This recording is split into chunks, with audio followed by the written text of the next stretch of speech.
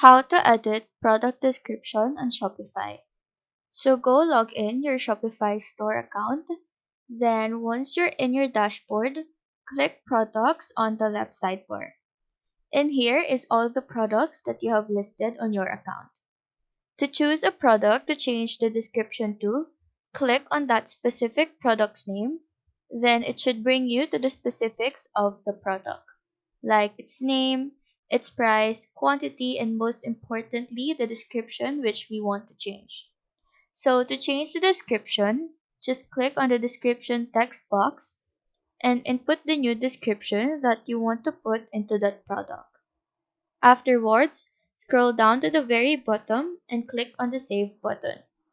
It will sort of refresh the page, so just hit back on the top left, and after that, the description of your product should be edited.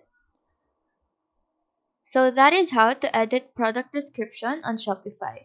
Do let us know if this video helped you out, and if you have any questions, feel free to drop them down below. Thank you for watching and have a nice day.